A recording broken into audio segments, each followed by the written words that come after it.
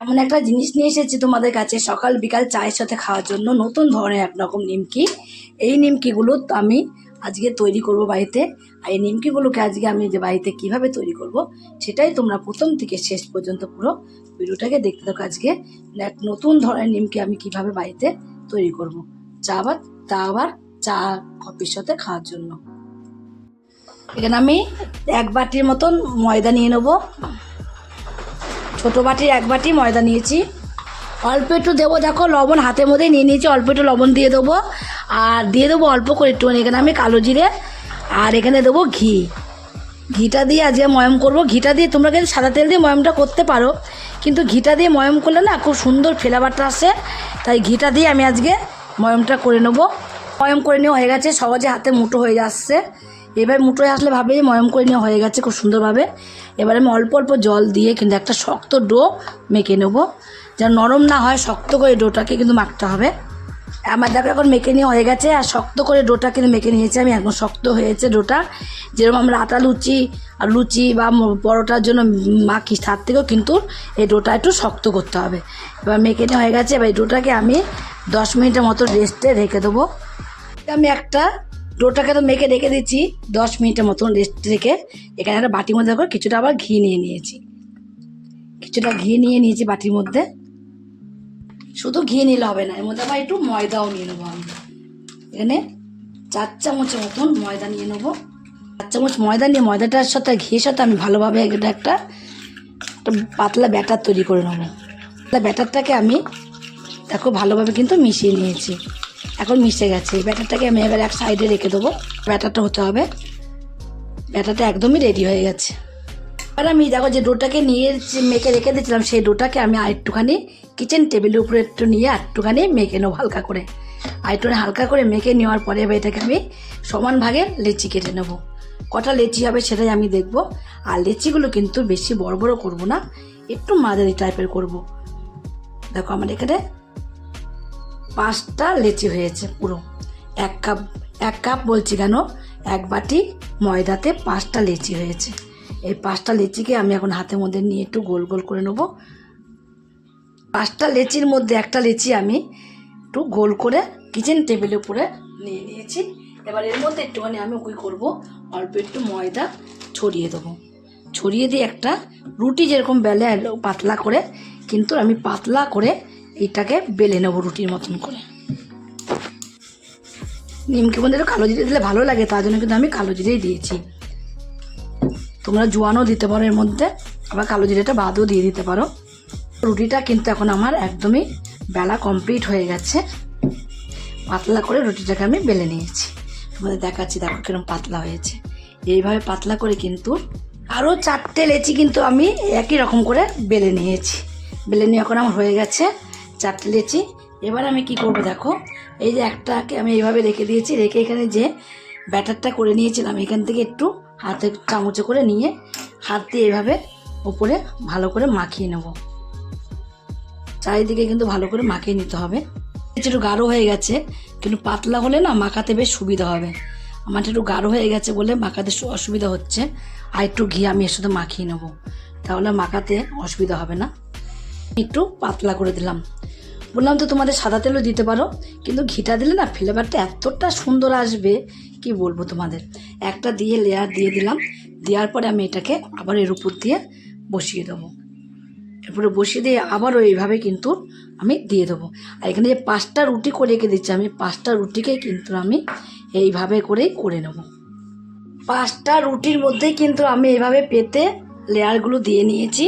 দিয়ে নিয়ে এবার মধ্যেখানটা একটুখানি আমি হালকা করে একটু বেলুন দিয়ে আগে বেলে নেব। বেলে নিয়ে এবার এটাকে দেখো ভাঁজ করব। এইভাবে এক ভাঁজ দেবো, দিয়ে তারপরে এটাকে একটু আবার এর মধ্যে কিন্তু ওপর দিয়ে একটু দিয়ে দিতে হবে এভাবে, তাহলে ভালোভাবে লেগে যাবে। এই নিচটাও তো দিয়েছি তো আগেই, এভাবে দিয়ে আবার এটাকে এইভাবে ভাঁজ করে নেব। ভাঁজ করে এর উপর দিয়েও কিন্তু একটু এভাবে দিয়ে দিতে হবে। এভাবে দিয়ে একটু হাত দিয়ে সমান করে নিতে হবে। হাত দিয়ে সমান করে পেতে নিয়ে এবার কি করব, আমি এটাকে উপর দিয়ে আবার ওই ব্যাটারটা একটু আমি দিয়ে দিলাম, যে ব্যাটারটা রেডি করে রেখে দিয়েছিলাম সেই ব্যাটারটাকে দিয়ে দিয়েছি। দিয়ে এটাকে আমি ভাঁজ করবো দেখো, এক ভাঁজ, এক ভাঁজ, দু ভাঁজ করলাম করে এবার হাত দিয়ে একটু চেপে দেবো। এভাবে আমি চেপে দিয়ে এভাবে হাত দিয়ে চেপে চেপে নেবো, নয় উল্টিয়ে নেবো। উল্টিয়ে চেপে নিয়ে আবার এর উপর দিয়ে লেয়ারটা হালকা করে দিয়ে দেবো। না দিলেও হবে, কিন্তু এবার আমি বেলে নেবো। এবার না দিলেও হবে, দেওয়া দরকার নেই। এবার আমি বেলে নেবো। এর উপর দিয়ে একটু ময়দা ছিটিয়ে নেবো অল্প করে, তাহলে বেলতে সুবিধা হবে। যেহেতু ভুল করে আমি ওই ব্যাটারটা একটু উপরে দিয়ে দিচ্ছি, উপরে কিন্তু ব্যাটারটা তোমরা দেবে না, তোমাদের আমি বলে দিলাম। এবার এটাকে আমি একটু বেলে নেবো, আর পাতলা করেই কিন্তু এটাকে আমি বেলে নেবো।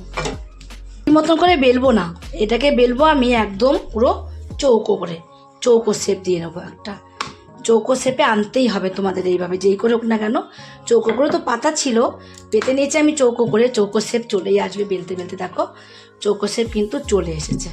আর এটাও কিন্তু আমার পাতলা করে বড় করে বেলে নিয়েছি।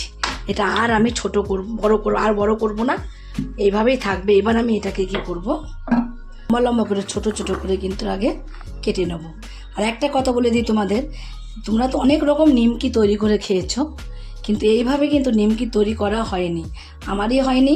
আমি এটা যে নিচের থেকেই করছি, যে একটা দেখি অন্যরকম করে নিমকি তৈরি করি। মেয়েরা বায়না করে বাড়িতে সকাল বিকালে একটুখানি খেতে চায়, বিকালবেলা কী খাবে তাই চিন্তা না করে এই নিমকিটা আমি বানাতে শুরু করে দিয়েছি আজকে। এখন প্রথমে করছি, দেখি কেমন হয়। এভাবে লম্বা লম্বা করে আগে শেপগুলোকে দিয়ে নেব, তারপর আবার এইভাবে করে কেটে নেব। তো অনেক রকম নিমকি খেয়েছো, এইভাবে কেটে কি খেয়েছো? এইভাবে কেটে কিন্তু খাওনি। এবার আমি তোমরা একটা দেখিয়ে দিই, কাটা তো হয়ে গেছে আমার। এবার এই মাথা থেকে ধরবো, ধরে এই মাথার থেকে আমি এবার একটু চেপটিয়ে দেবো, হালকা হাতে চেপটিয়ে দেবো সবগুলোকেই। কিন্তু আমি এইভাবে একটু এই মাথাতে ধরে এই মাথায় করে ডিজাইনটা করে নেবো, কিন্তু এর সাথে লেগে যাবে একদম। কমপ্লিট করে নিয়েছি, কমপ্লিট হয়ে গেছে। এগুলোকে আমি এবার এক সাইডে রেখে দেবো। এই নিমকিগুলো রেডি করতে হতে গ্যাসে কড়াইতে কিছুটা তেল আমি বসিয়ে দিয়েছি। তেলটা কিন্তু এখন গরম হয়েও গেছে। তেলটা গরম হয়ে গেলে এখান থেকে করা নিমকি আমি ওটাকে দিয়ে দেবো। আমি অল্প করেই দেবো। আস্তে আস্তে কালার হওয়া শুরু হয়ে গেছে, কিন্তু এখনও ভাজা হয়নি। ভাজা যে হয়ে কমপ্লিট হয়ে সেই কালারটা এখনও আসেনি। আর মচমচে করে কিন্তু ভাজতে হবে। এখন দেখো নিমকিগুলো কিন্তু একদম পারফেক্ট কালার চলে এসেছে, আর একদম ভাজাও কিন্তু পারফেক্ট হয়ে গেছে। আর নিমকিগুলো টাইম নিয়ে ভাজতে হবে, যখন তেলটা হালকা একটু গরম হলে কিন্তু নিমকিগুলো দিয়ে দিতে হবে। আর নামানোর সময় কিন্তু গ্যাসের ফ্লেমটা বাড়িয়ে দিয়ে তারপর নামাতে হবে, তাহলে এক ফোঁটা তেল আর এর সাথে সোপ করবে না। এবার একটা ঝাঁঝরি হাতার মধ্যে তুলে নেবো, তুলে তেলগুলোকে ভালোভাবে ঝরিয়ে নেবো।